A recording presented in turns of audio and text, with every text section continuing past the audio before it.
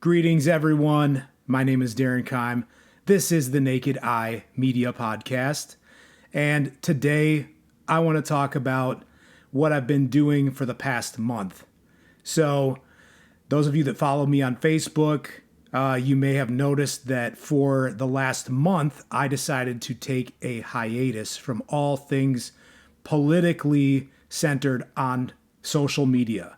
So, I'm on Twitter, I'm on Facebook, I'm on Instagram, YouTube, and right now in today's era, it's basically impossible to find a space where it's not being touched by politics. I want to take you back to why I decided to take a break from politics. It started with a vision that I had back in August. Around August 17th, I had a vision that kind of shook me up a little bit and made me kind of take a step back and realize what I think I was doing to myself because of politics on social media. If any of you guys have ever seen the movie The Matrix, there is, the scene where he wakes up and he's in this pod and he's got a thing connected in the back of his head, and he sits up and he looks around and he realizes that he is one of thousands, if not millions, of other people all hooked up to these pods. It was similar to that, but it was more like in a hospital setting, my vision was.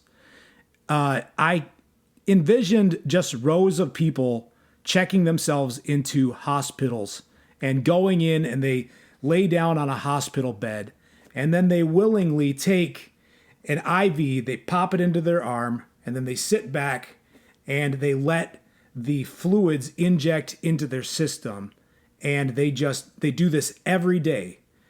What they're doing, though, is they're not injecting good things, they're injecting a slow-acting poison. Only this poison isn't something for the body, it's something for the mind. They are injecting a substance that really does nothing for them other than makes them feel irritated, frustrated, angry, and suspicious and paranoid of everything that is going on in their lives. That's the vision that I had, and then it made me realize this is what I'm doing to myself when I am ingesting politics on social media every day. Politics right now are very toxic. They are something where you have an opinion, and wherever that opinion lies, whether it be to the right or to the left, or whatever your preference is, you can find it, and you can find the type of poison that will match your body's preferences.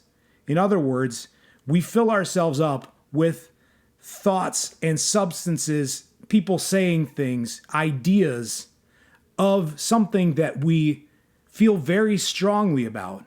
But in feeling strongly about it, we are essentially just reaffirming over and over again the same things that we already believe. But it gets us worked up. It feels empowering, like we're doing something good for ourselves by filling ourselves with it. And then the double-edged sword to that is it then takes how we feel, and if anybody disagrees with us, it makes us that much more irritable and angry and annoyed and fed up and very much standing off to where they might be coming from. It basically closes our mind to anything that we don't agree with, and it narrows us in on the things that we do, and we're just hammering it into our minds every day. It is a poison. And when I looked at it that way, I was like, dude, I want to step back from this, because I was realizing that a lot of social media centered on politics, when it boils down to the very basic level, the frequency of energy that it's running on is that of fear. I believe that people are fueled to go back and read more about it or listen or watch different people talk about things because inside they are afraid. They are afraid of what might happen if the opposite of what they believe doesn't come to pass. That's part of it. But I think also part of it too is we have a lot in our culture of our own beliefs and biases and strong feelings, preferences that we have somehow allowed ourselves to identify with to the extent where we feel like we are personally invested in our political position, to where if somebody comes at us from a different point of view, we start to take it personally and we start to allow those things to affect us. Now, what this month away did for me, or the reason why I felt like it was important, I wanted to step back and step away from the poison, step away from the thing that was just telling me the same thing over and over again. Because what I was realizing was I'm going through extended periods of time. Maybe it's a day, maybe it's a week, maybe it's a month, maybe it's several months. In my case, I know I've went through phases where literally for several months, every day, into my mind, I'm filling it with something that at the end of the day, what is it really gaining me? If all that it's doing is it's filling me with feelings of irritability and fear and worry and insecurity, that's something that my body is taking, and those frequencies of energy that are going into my mind and the emotions that it causes, it's resonating through my body on a daily basis. Those things will change the chemistry of your body. I often like to bring up the point why I do these vlogs. The main reason why I started doing these vlogs is because I wanted to start writing a book about my journey from being somebody that was diagnosed and on medication for bipolar disorder involving depression and anxiety. Now, I came to realize that as I went through those phases on medication, the medication did help, but there was always something still underlying where it was almost like there was just kind of like a mask on it, or it kind of like muffled the feelings that I still was harboring inside of myself. I knew that I could beat it.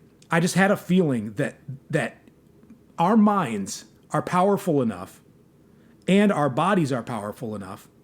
And through what I was then kind of reading about that situation, I was discovering through different ways how I could beat it, and realizing that we have the power, the ability within ourselves to shape how we feel and how we think and how we perceive the world around us. I learned a lot of that when I was taking my classes to get my degree as a physical therapist assistant. There's something called neuroplasticity in our brains, that your brain actually adapts over time to whatever you are teaching it. So that could be something good, it could be something bad. Positive or negative, your brain is a sophisticated instrument that works according to whatever you want it to work towards. And so in filling myself with those feelings, I'm calibrating my body in a way that's going to resonate with that. And over time, that can leave you in a situation where you are operating in a state of fear, depression, worry, anxiety. That's what I was doing for years until I realized that I could start to take back that power. So this was one of those things where I think politics subtly kind of sneaks its way in, and it makes you think that you're doing something good for yourself and maybe even the world around you. But what you have to come back to is that at the very core, the foundational, fundamental level, our internal state of being is the thing that is going to be pushed out into the world. And that internal presence or energy that we feel inside of us, it's going to come through in everything that we do. All of our actions, all of our words, our interactions with other people, they're going to be seasoned or flavored with that feel or that energy or that mode that we've put ourselves into. I wanted to step back from that because I could tell that it wasn't taking me to a good place. And I think that most people that are consumed by politics will know what I'm talking about. A lot of times we get into these positions where as soon as politics comes up, it doesn't take much for us to get worked up emotionally. The state of actually your heart rate increasing, blood pressure rising, adrenaline can start going through your veins just by talking about politics. And for some reason, it's because we think that it means that much to us subconsciously. I realized it was time to let that go. It was time to say who was in control of my internal state of being and existence. So I removed the poison. I removed the poison for a month. And I realized a benefit to doing that was all of the time that I was spending investing it into something that was not teaching me anything new. It was just reinforcing what I already felt inside of me about what I believe politically. I was then I was recognizing I've got all of this time, months, where I'm going hours, where I'm looking at stuff. I'm scrolling through Twitter and getting pissed off at somebody and thinking like I would say this to them, or this is why they're stupid for thinking what they're thinking. I can take all of that time instead, because I'm not gaining anything from that. And what could I put it to that could make myself better? What could I put it to that if we were running a competition or a race to see who could get farther or who could grow the most? Is this stuff helping me to grow as a person, to become a better person? And it was very quickly it was a quick understanding where I saw that I could change those things and alter it just by removing it. So then it came down to, what do I want to fill that time with, that I was spending so much of it on one particular area of thought. And so I just kind of wrote down some of the things that I did over the last month instead of and in place of politics. For that month, starting on August 17th through September 17th, I read 3 books. One of them was called Magicians of the Gods by Graham Hancock, a very interesting book about the history that possibly took place around the year 12,000 BC, about possible comet or something that came and a catastrophic event occurred where ancient lost civilizations may have gotten completely wiped out by it. Now, that's a timeline where I know I've got a lot of Christian friends, myself being raised as a Christian. I understand a lot of people don't follow that timeline. However, it does talk about something in the past causing mass extinction. There's also a lot of evidence that a massive flood went along with that. A meteor hit at a certain place and it melted the glaciers around in that area and just sent massive flooding everywhere. There are multiple civilizations, records that point to something like that happening. Very interesting. The second book that I read, Brave New World. Brave New World is a classic.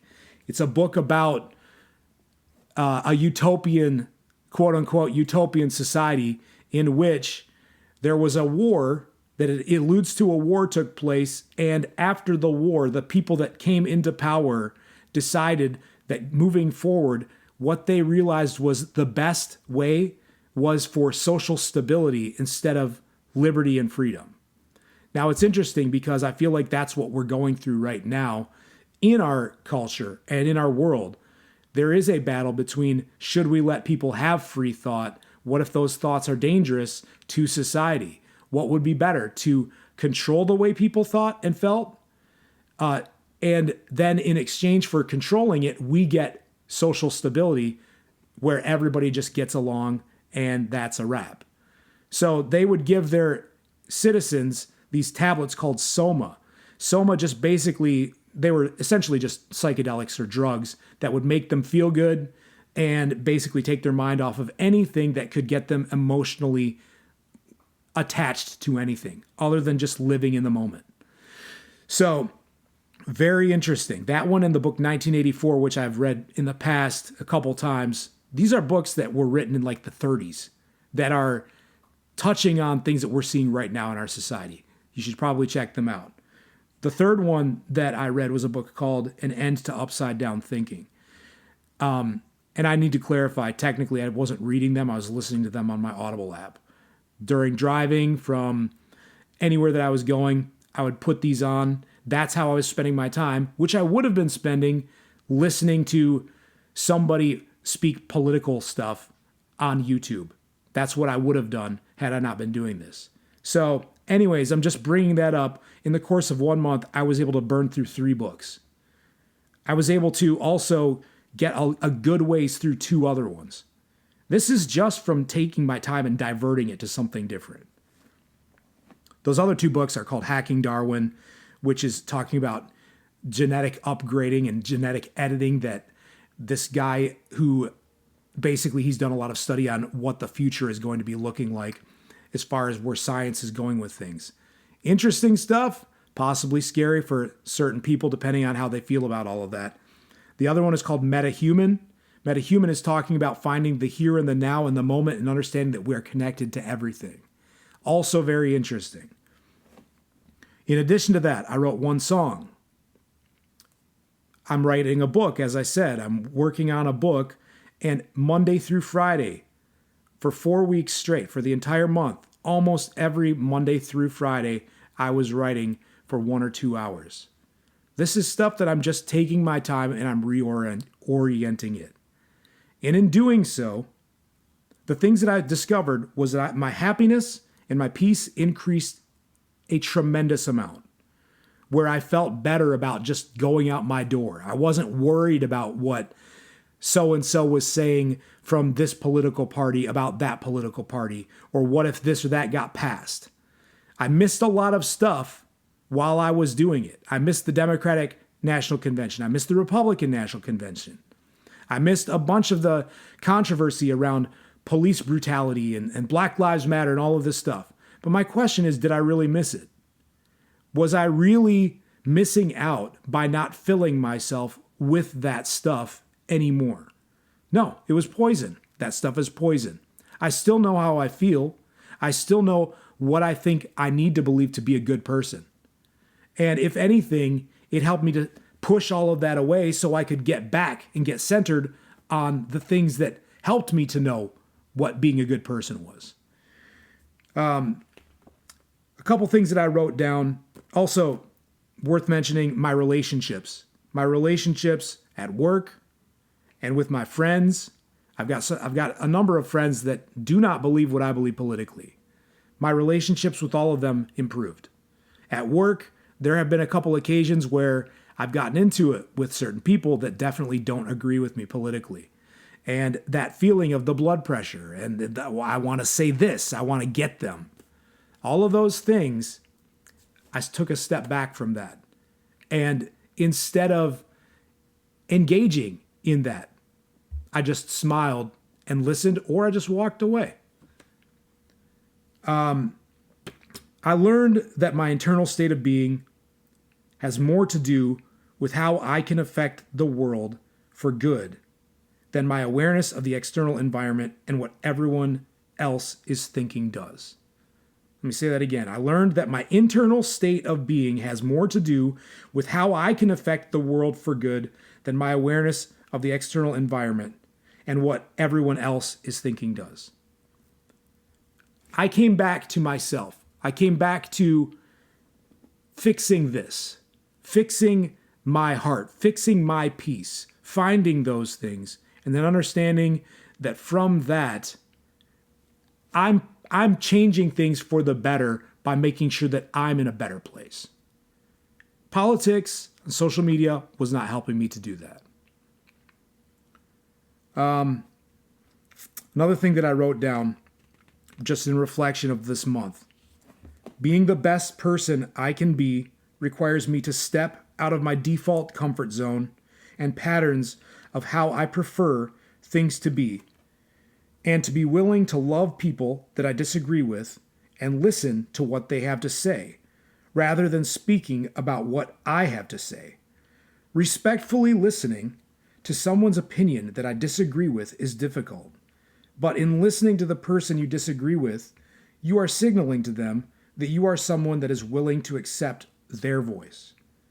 You can become that bright spot of hope in their life that they now know of a place they can go to feel like they are being heard.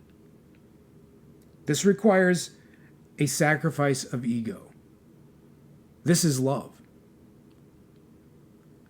I want to think about that.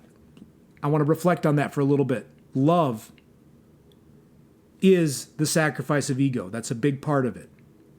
Because I believe that love is a thing, it's a giving thing. It's not a receiving thing. It's selfless, it's not selfish.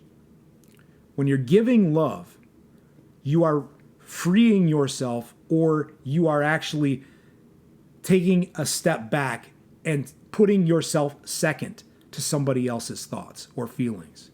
You don't have to agree with them in order to take this position.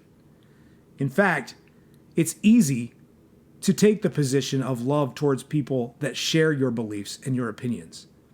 If you want to grow into somebody stronger, try loving somebody that does not share your opinions on things. If you want to take it really far, try to love somebody that you would even consider your enemy. That takes tremendous power to do that. It takes a bigger person to do that. But the way you become bigger is by making yourself smaller, sacrificing your ego, laying it down, surrendering it, so that way you can be in a position to just be there and listen. I've got a couple examples from work that I want to share to kind of wrap this up as far as how that worked for me. There's one lady that I work with. I think that she just rambles on, and the stuff that she believes, I don't think that she thinks this stuff through. She just thinks what she thinks, and she's got something to say about everything. And when we had a conversation, and I don't know, Fox News was on, one of the old folks in the nursing home where I work at. They had it on their TV. She's an attendant that helps them with their clothes, getting them changed, feeding them, all of those things. I run into her a lot because I work with those patients for physical therapy. She starts talking about politics. And right off the bat, I had just a slew of things that I wanted to throw back at her to show her how stupid I thought what she was saying was. But instead of doing that, I was like, whoa, hold on. Just step back. Just shut up. Just listen. And so I listened, and instead of like showing her or proving to her how stupid what she was saying was, I asked more questions so I could try to understand where she was coming from.